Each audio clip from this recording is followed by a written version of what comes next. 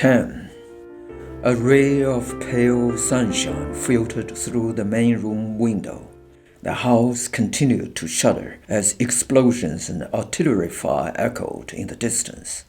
When it was quiet, a faint, barely audible breathing sound came from the coffin at the foot of his bed. Grandpa murmured to himself and resumed chanting silently, the rosary moving methodically through his trembling fingers. A faint rustling sound came from inside the coffin. He was about to warn Ningning to get up slowly when instead he heard a loud thump. "Ouch!" came a muffled voice from inside. "Are you all right?" Grandpa asked. There was no reply. "Ningning?" "I'm okay. I hit my head against the lid." "I heard it. You thought you were getting up from bed like before?" "Yes, wasn't that stupid of me?" Ningning burst out laughing.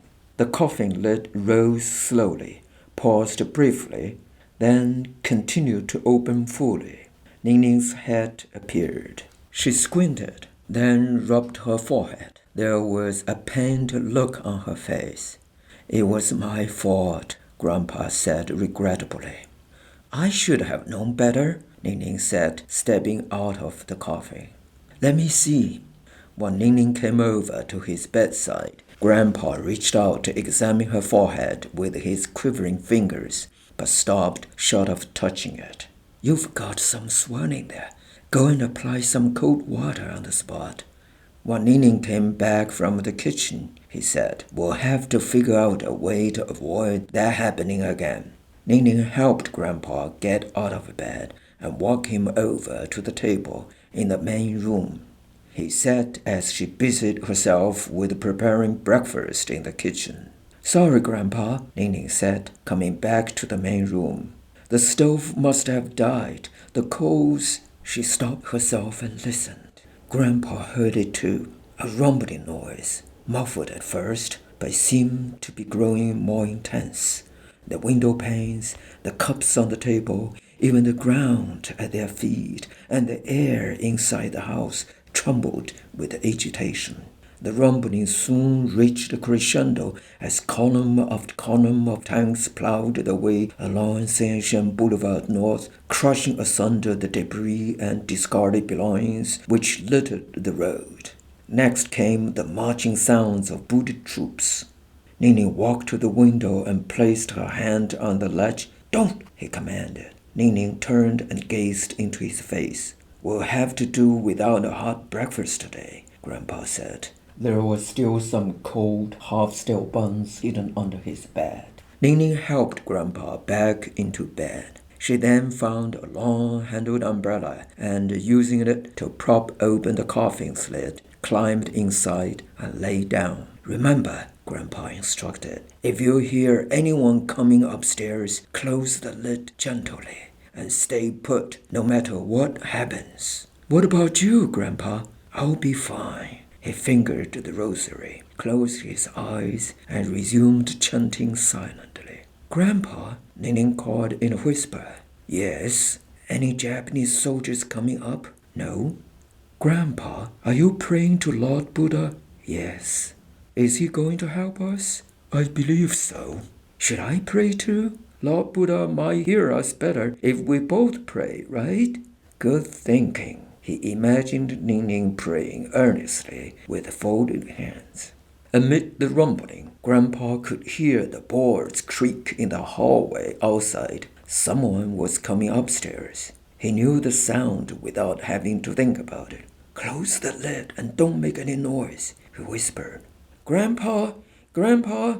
came a voice from outside the door. It was a familiar sound. "Are you in there? It's me, Ningning. It's Auntie Huang. We came back after midnight. We could not get out through Waterfront Gate. It was closed." "Oh, it's you," he whispered back. "Just let us know if you need anything."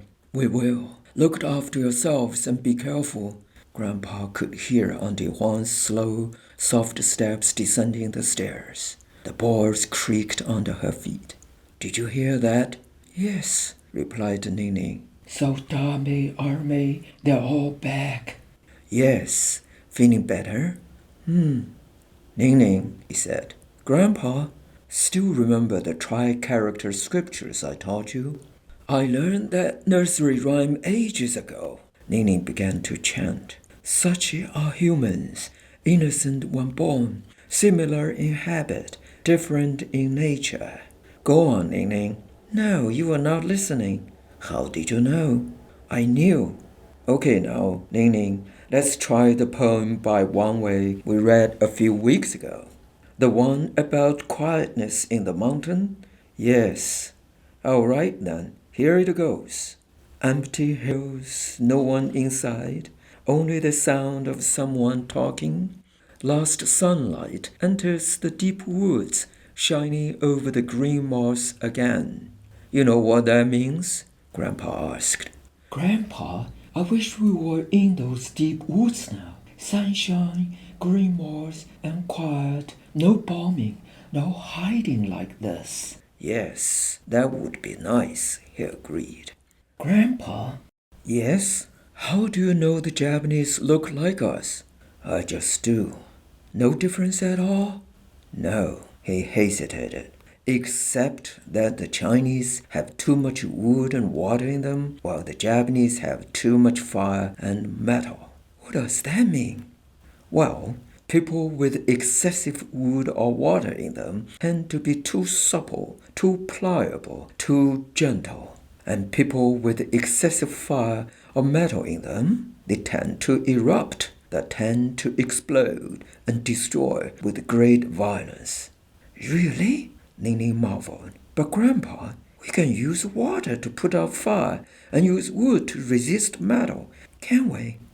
Yes, but, well, sometimes the fire and the metal is just too fierce.